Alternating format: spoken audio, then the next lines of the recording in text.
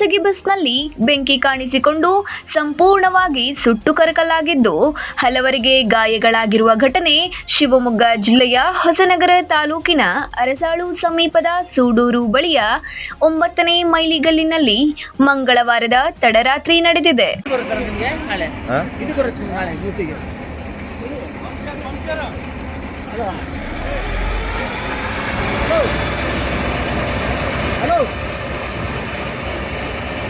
Shri Annapoorneshwari transport ಸಂಸ್ಥೆಗೆ ಸೇರಿದ ಈ ಬಸ್ಸು ಸಂಪೂರ್ಣವಾಗಿ ಸುಟ್ಟು ಕರಕಲಾಗಿದೆ.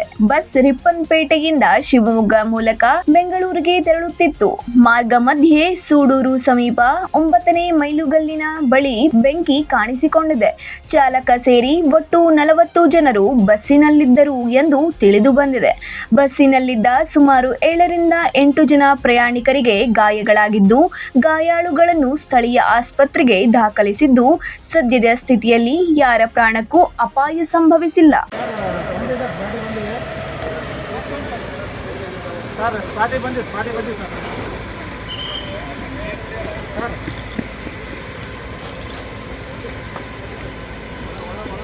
ಇನ್ನು ಗಾಯಾಳುಗಳನ್ನು ಹೆಚ್ಚಿನ ಚಿಕಿತ್ಸೆಗಾಗಿ ಶಿವಮೊಗ್ಗದ ಮೆಗ್ಗಾನ್ ಆಸ್ಪತ್ರೆಗೆ ಕರೆದೊಯ್ಯಲಾಗಿದೆ. ಘಟನಾ ಸ್ಥಳಕ್ಕೆ ರಿಪ್ಪನ್ಪೇಟೆಯ ಠಾಣೆ ಪೊಲೀಸರು ಭೇಟಿ ನೀಡಿ ಪರಿಶೀಲನೆ ನಡೆಸಿದ್ದಾರೆ.